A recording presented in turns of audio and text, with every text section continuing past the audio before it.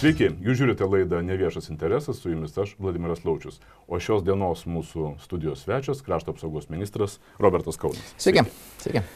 Ministrė, jūs netaip seniai, prieš kelias dienas, kalbėjote apie naujas galbūt grėsmės arba paaiškėjusias grėsmės mūsų nacionaliniam saugumui. Kalbam apie tai, kad prieš Lietuvą gali būti įvykdytos hibridinės atakos ir tai gali įvykti ne po kažkiek metų artimiausiu metu.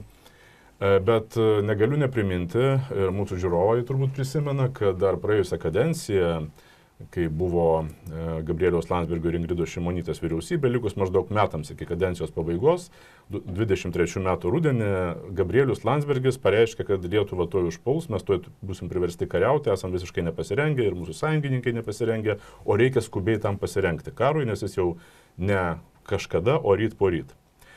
Nepaisant tų jo įspėjimų, labai dramatiškų įspėjimų, kaip mes puikiai atsimenam, tuometė vyriausybė nepakeitė savo planų dėl biudžeto asignavimo gynybai, nikiek. Atrodo, karas tuoj, jau viskas turim besiruoštis, visi mobilizuotis, bet biudžeto asignavimai, kokie buvo suplanuoti, tokie ir liko 24 metam. Tai visuomenė po truputį buvo pratinama tokių politikų pareiškimų, kad jau tuoj mus puls. Ir galbūt jau žmonės skeptiškai vertina tai, apie ką kalbėjote ir jūs. Ir kaip dabar žmonėms atskirti, kad šitie įspėjimai, kurie nuskambėjo iš jūsų lūpų, jie yra rimtesni, labiau pagrįsti nei tie, kuriuos mes daug kartų girdėjome iš tokių politikų kaip Gabrielius Landsbergis. Labai geras klausimas ir pastebėjimas iš tikrųjų. Čia, kaip sakyt, norėtųsi išvengti kritikos galbūt prieš tai buvusiai valdžiai ir orientuotis tik tai darbą, bet tai yra akivaizdu, kad konservatorių vyriausybės retorika labai skiriasi nuo realių veiksmų. Ir tada tikrai natūraliai kyla toksai nesupratimas, tai jeigu valstybės gynybai neskiriamos pakankamos lėšos, o šnekama apie grėsmes, tai kur tada ta teisybė yra? Atėjus socialdemokratams šita situacija pasikeitė, kadangi grėsmės yra tikrai realios, karas Ukrainoje jisai vyksta, jisai plečiasi ir natūralu, kad Rusijai pralaimint karą Ukrainoje jiems reikia persverti tas svarstyklės į savo pusę, o tai reiškia sumažinti paramą tai pačiai Ukrainai, priversti kitas šalis, tokias kaip NATO šalis, neberemti Ukrainos. Ir Rusija ieško galimybių tai įgyvendinti įvairių provokacijų, kas nieko naujo pas jos nėra, įvairių provokacijų būdais. Todėl socialdemokratai tai matydami, suprasdami realiais veiksmais, priėmė sprendimus, mes padidiname biudžetą gynybos pradžiai iki 4,1 berods procento, dabar turime 5,38 procentus gynybos poreikiams ir tai yra realūs darbai, ne žodžiai, o realūs veiksmai, kurie indikuoja, kad mūsų šalis, kaip ir visos NATO valstybės, turi pasiruošti, turi turėti gebėjimą ir tą gebėjimą formuoja apsiginti save ir apginti mūsų sąjungininkus regione. Tai yra bendras darbas. Kas privertė būtent dabar prabilti apie tas grėsmes, apie kurias jūs kalbėjote? Apie šitas grėsmes mes jau šnekame gerus porą mėnesių ir tai manau, kad taip ir turime elgtis, nes baimė kyla tada, kai kažko nežinai. Baimė kyla, kai nesi gerai informuotas. Todėl natūralu ir savaime suprantama, kad mūsų piliečiai privalo būti informuoti, kad mes visi žinotume, kaip elgtis ir ką daryti. Valstybė žino, ką daro, mes nepaisant to, kad ne tik sustipriname kritinės infrastruktūros apsaugą, mes susidėliojame ir papildomus planus, šnekamės ir su vidaus reikalų ministerija, kaip sustiprinti ir prisidėti prie dar didesnio saugumo. Kariuomenė turi planus, vykdome savo įsipareigojimus NATO ne tik procentais, bet ir realiais pajėgumų kūrimais. Tai darbas yra atliekamas ir tuo pačiu žmonės turi aiškiai suprasti, kaip jiem reaguoti išgirdus vienokią ar kitokią perspėjimo signalą. Kur yra priedangos, reikia susižiūrėti, kaip iki tų priedangų nueiti, ką turėti su savimi, kaip elgtis namuose. Tai yra papildomi veiksmai, ką mūsų visuomenė privalo ir turi įsidėmėti ir žinoti. Ministrė, ar gali būti taip, kad jūsų siunčiamas signalas, jūsų siunčiama žinia plaukia iš kitos žinios, kito signalo, kurį jau skleidė mūsų didžiausių partnerių žvalgyba? Tai nebejotinai. Mes iš esmės pakartojame tą, ką sako ir mūsų regiono valstybės, ta pati Lenkija, jos vadovybė, kitos Baltijos valstybės, JAV žvalgyba patvirtina ir dar kartą pateikia informaciją, kad apie provokacijas yra svarstoma ir svarstoma rimtai. Bet čia iš karto kyla klausimas dėl patikimumo tų duomenų, kuriuos mes gauname, sakykime, iš žvalgybų arba netiesiogiai, iš analitikų. Juk prieš keletą metų, dar ir pernai užpernai, buvo neretai kalbama, kad mes esam palyginti saugus, nes kol Rusija yra įklimpusi Ukrainoje, tol ji negali pult NATO rytinio flango, net ir norėdama tai padaryti, tiesiog neturės tam jėgų. Nepuls, nes yra įklimpus Ukrainoje. Dabar logika tiesiog ėmė ir per kelis mėnesius, nes nuo šių metų pradžios atsirado kitas diskursas, pradėta kalbėti, kad kaip tik todėl, kad Rusija įklimpa Ukrainoje, dabar jau jų užpuls NATO rytinį flangą. Tai iš pradžių vienokia logika galiojo kaip 100% paaiškinimas, dabar visiškai priešinga logika lygiai taip pat ima galioti. Tai reikia labai aiškiai susidėlioti terminologiją. Rusija nekaupia karinių pajėgumų šalia Baltijos valstybių. Mūsų pasienyje, Baltarusijoje kaip pavyzdys, nėra sukaupta Rusijos karinės technikos ar Rusijos karių. Tokio masto dideliam užpuolimui, dideliam karui, Rusijos pajėgumai, ryšium tom, kad jie įklimpę būtent yra Ukrainoje, Rusijos pajėgumai yra riboti. Visgi Rusija geba atlikti kitas provokacijas. Netikros vėliavos operacija, apie ką yra šnekama, panaudojant tos pačius ukrainietiškus dronus ir galbūt padarant žalą kritiniai ar kokiai kitai infrastruktūrai. Sabotažo aktai, kurie irgi galimi ir mes matome Vokietijoje irgi dronai su sprogmenimis randami oro uostuose, atsitrenkia į lėktuvus. Tai tokiems veiksmams Rusija turi pakankamus pajėgumus ir Rusijos pagrindinis tikslas šiai dienai yra bauginti kitas valstybės, kad jos nebeteiktų paramos. O mes prisidedam prie to bauginimo, kai skleidžiam tuos bauginimus pačių rusų. Nes juk dar vienas dalykas, į kurį negalima neatkreipti dėmesio, tai kas yra sakoma, kad grėsmė yra ir gali kažkas įvykti jau šių metų rudenį. Tai šita žinia galbūt galima sakyti ganėtinai konkreti, bet jau tęsiama. O gali ir kitais metais įvykti, o gali ir dar kitais. Tai nuo šių metų rudens iki 27, 28 ir net 9 metų kažkas gali įvykti. Klausimas kas? Na ir tie dalykai gali įvykti, įvairios grėsmės. Ir klausimas kur? Iš pradžių lyg atrodė, kad čia kalbama daugiau apie Baltijos valstybės ir Lenkiją, bet ne, pasirodo, visose NATO valstybėse tas gali įvykti. Tai dabar žinia tokia, bet kas gali įvykti bet kur ir bet kada. Tai ar tai yra žinia? Taip, kad mes turime likti budrus, tai yra žinia, vienas momentas. Antras momentas tai yra, ir labai aiški žinutė ir tiem patiem rusam, kad mes matome, NATO dirba, dalinasi žvalgybos informacija ir mes aiškiai pasakome, kad mes matome jūsų planus. Ir tai rusus irgi priverčia pergalvoti ir persvarstyti savo veiksmus arba, sakykime, jų laiko ašis. Tai nėra teisingo atsakymo, kaip elgtis šitoje situacijoje. Mano supratimu, visuomenė turi būti informuojama tada, kada realiai gaunama informacija apie tikrai padidėjusi lygį, tam, kad mes galėtume tam pasiruošti. Ir žinotume, kaip elgtis. Bet tai nėra jokia ginkdėvė, joksai bauginimas. Tai yra informacijos pateikimas, nes žmogus bijo tada, kada nežino ko tikėtis. Pagrindinis kontrargumentas, kurį naudotų jūsų oponentai, prieš pasakydama šį kontrargumentą, aš raginu mūsų laidos žiūrovus spausti patiktuką, jei jums patinka laida, ir prenumeruoti laidą Neviešas interesas, jei jums jį patiks ne tik šiandien.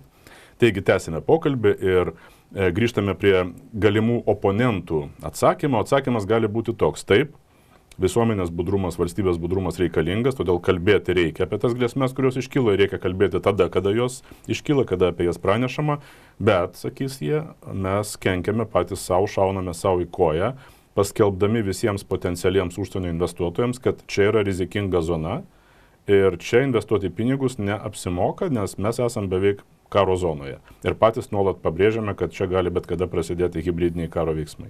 Paimkime Izraelio pavyzdį.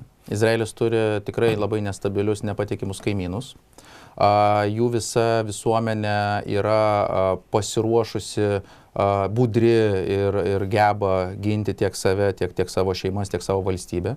Į Izraelį investicijų lygis nemažėja, o auga, gimstamumas nemažėja, o auga. Tai reiškia, yra visuomenės supratimas, visuomenės pasiruošimas, visuomenės sugebėjimas budriai, tačiau labai stipriai stovėti ant savo žemės ir ginti savo teritoriją. Tai tokiu keliu mes ir turime judėti. Mes negalim pakeisti savo kaimynų. Jie yra tokie, kokie yra. Reiškia, mes turime būti tokie stiprus, kad kaimynai mūsų negalėtų niekaip įtakoti. Ir šioje vietoje aš oponentam pasakyčiau kitą momentą.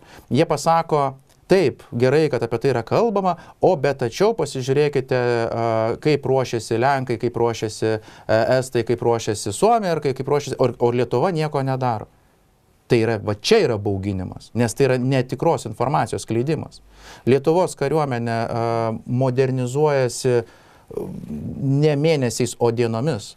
Ir dronų pajėgumai, ir antidroniniai pajėgumai yra Lietuvos kariuomenė jau dabar.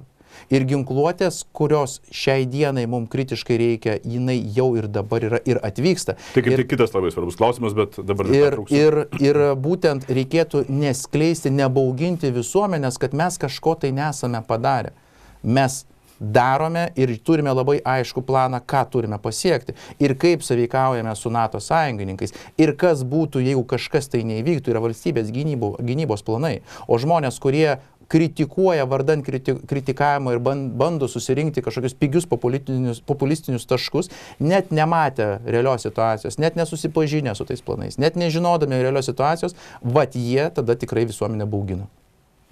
Prabilote kaip tik apie ginkluotę ir tai, kur mes investuojame, ką įsigijame, labai dažni ginčai, kad perkame ne tai, ką reikia, visi visada žino, ką reikia pirkti, visada geriau žino, nebūna taip, kad kažką galbūt ir karo ekspertai arba ministras žinotų geriau, žino geriau visada tie, kurie sakys, kad pirkti reikia visai kitus dalykus, bet išgirskime įvairias nuomonės ir turbūt dažniausias priekaištas, kad investuojama į diviziją, kuri, yra darinys, kaip sakyti, jau atgyvenęs, ne tas, kurio reikėtų žiūrint į karo realijas Ukrainoje, o ko reikia, tai daugelis šauktų, kad reikia kuo daugiau ir kuo pigesnių dronų.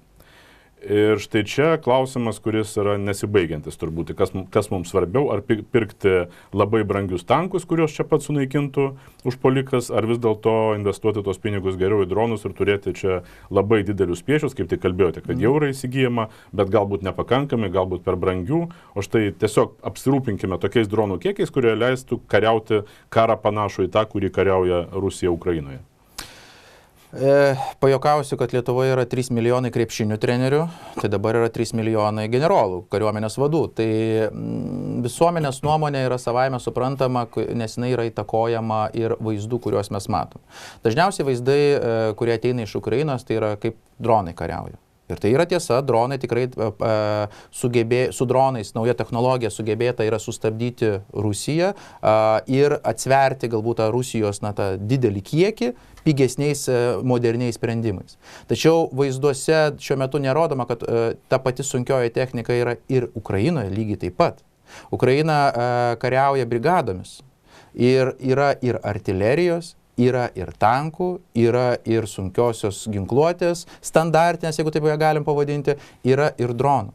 Ir į Ukrainą yra tiekiama viskas, kas yra reikalinga. Tai ne tik dronai, kuriuos ir ukrainiečiai ir patys gaminasi be abejo, bet ir, pavadinkim taip, tą standartinę karinę techniką, nes prie tam tikrų sąlygų, lietus, stiprus vėjas, sniegas, rūkas, dronų efektyvumas krenta drastiškai. Tuo metu veikia artilerija, tuo metu veikia sunkioji technika, tuo metu veikia pėstininkai.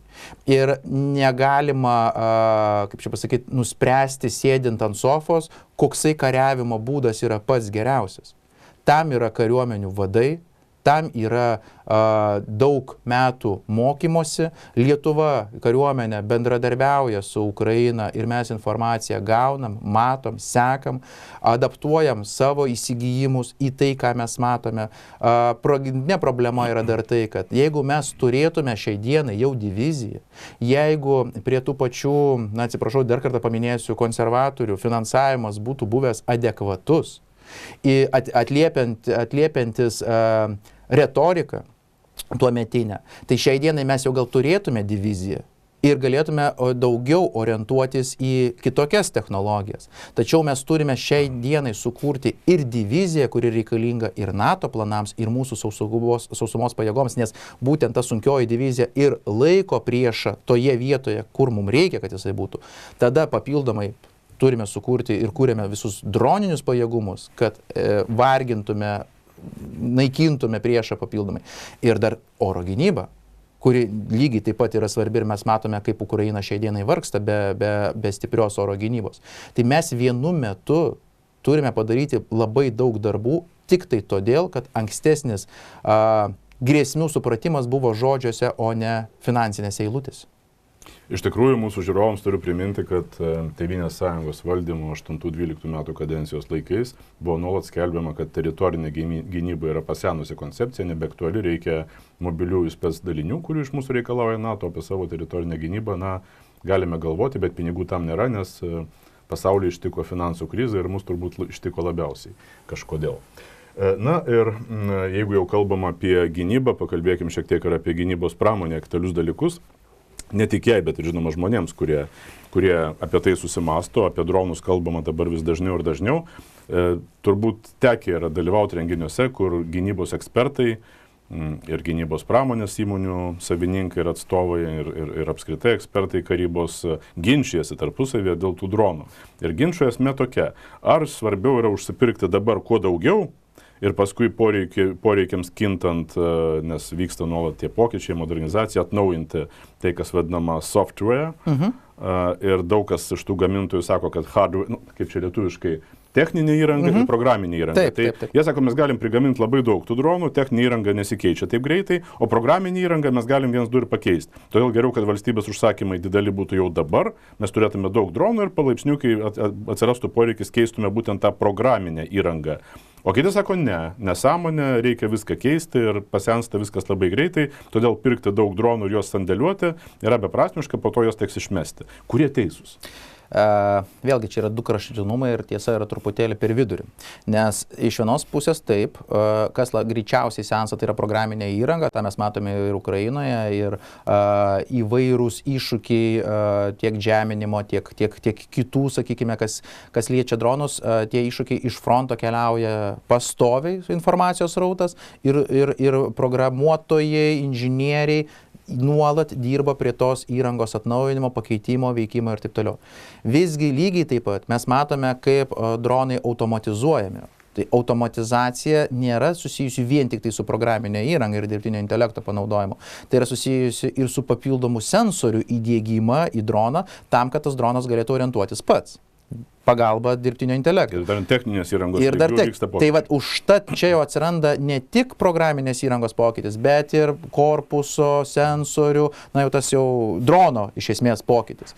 Tai aš esu tas šalininkas, kuris sakyčiau taip, kad mes turime pirmiausia turėti pakankamas gamybos linijos pajėgumus, pakankamus gynybos linijos pajėgumus, tam, kad prireikus mes galėtume iš karto greitai pradėti gaminti didesnius kiekius. Ir lygiai taip pat suprantu, kad ką mes šiai dienai turime tokį iššūkį, mes ruošiame vis daugiau operatorių kariuomenėje. Vis daugiau dronų krenta, lūžta, dūžta besimokant, kas yra normalu, savaime suprantama. Tai reiškia, sandėliavimas tam tikras irgi turi būti didesnis, kad mes turėtume visiškai nenutrūkstamą ciklą. Nes mes dažnai šnekame tik tai apie patį droną kaip droną, bet dar yra ir valdymo stotis, antenos, kurios irgi keičiasi, dažniai kurie keičiasi, principai, kai kada dronų panaudojimai keičiasi. Tai visa tai, plus dronų tipai yra X+1 skirtingų, ir jų valdymas yra skirtingas, ir jų sąveika yra tarpusavį skirtinga. Tai yra labai platus laukas treniruotėms dabar, kai mūsų kariuomenė ruošiasi dabar ir mes tų operatorių suskaičiuojam pakankamai nemažą kiekį, bet jų norint, kad jų įgūdžiai nedingtų, jie turi treniruotis nuolat prie įvairių sąlygų ir tam reikia įrangą turėti, iš esmės. Tai čia sandėliavimo tam tikras kiekis irgi turi būti ir mes aš asmeniškai irgi su Lietuvos dronų gamintojais apie tai šnekėjausi, kad mes užsakysime didesnius kiekius į sandėlius, tam, kad galėtume turėti tą tokį cikliškumą, bet su sąlyga, kad gamintojai reguliariai atnaujins programinę įrangą. O su kiekvienu nauju užsakymu mes tada reguliariai ir persižiūrėsime pačią drono specifikaciją, jo tobulėjimą, nes lygiai taip pat mūsų dronų gamintojai gauna informaciją iš Ukrainos, turi galimybės kai kada ir testuotis Ukrainoje, ukrainiečiai priima mūsų gaminius ir gauname informaciją, kaip tos dronus reikia keisti. Na, kad ir kiek stengtumės mes stiprinti savo pajėgumus, mums labai svarbus yra ir sąjungininkų pajėgumai, bet kas įvyko šiemet, šią vasarą, amerikiečių rotacinių pajėgų pasitraukimas ir iškart prasidėjo kalbos, kad čia galbūt krašto apsaugos ministras kaltas kažko nesužiūrėjo, kaip, juk akivaizdu, kad tai yra užsienio politikos dalis, ar mes turim tuos pajėgumus rotacinius amerikiečių boots on the ground, ar neturim. Ir ko gero, vis dėlto tai yra pirmiausia tų politikų, kurie atsakingi už užsienio politiką reikalas, tai yra prezidento Gitano Nausėdos ir užsienio reikalų ministro Kęstučio Budrio. Jūsų supratimu, ar šiuo klausimu mūsų užsienio politika šiek tiek nesuklupo, kai mes leidome tokiam dalykui įvykti, kaip amerikiečių rotacinių pajėgų pasitraukimas? Norėčiau patikslinti, kad rotacijos pajėgos nėra pasitraukusios. Mes turime rotacijos pertrauką. Pertrauka įvyko ne dėl Lietuvos kaltės, o todėl, kad Jungtinės Amerikos valstijos nedviprasmiškai, ne vieną kartą labai aiškiai Europai pasakė, kad Europa privalo prisimti daugiau atsakomybės už savo pačios saugumą. Ir reiškia, Europa turi daugiau investuoti į ginkluotės kūrimą, ginkluotės įsigijimą, ruošti didesnės kariuomenės, turėti tos kritinius pajėgumus, kuriuos šiai dienai mums teikia Jungtinės Amerikos valstijos. Ir lygiai greičiai vyksta ir Jungtinių Amerikos valstijų karių rotacijos peržiūra visoje Europoje. Bet yra du svarbus dalykai. Pirma, tai tie kariai greičiausiai, ne tie patys kariai, o tos pajėgos į Lietuvą negrįž. Tai nėra tik pertrauka, bent jau neoficialiai kalbama, kad tai jau yra visam. Ir kitas dalykas, taip, amerikiečiai įvairiais būdais skatina Europą susivokti, kad ji pati turi imtis atsakomybės dėl savo gynybos, bet NATO rytinis flangas tai yra bendras NATO reikalas. Ir kai Rusijos grėsmė auga, ir pačių amerikiečių žvalgyba praneša, kad mums ta grėsmė dabar didėja, hibridinės atakos gali įvykti, staiga būtent Amerikos didžiausio mūsų sąjungininko kariai traukiasi iš NATO rytinio flango. Ar tame yra logikos ir jeigu ne, tai ar nėra čia ir mūsų nepakankamų pastangų rezultatas?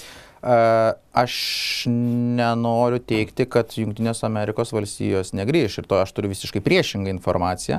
Tiesiog mes esam sutarę su sąjungininkais, kad valdome komunikaciją tol, kol turėsim tikslę aiškę datą.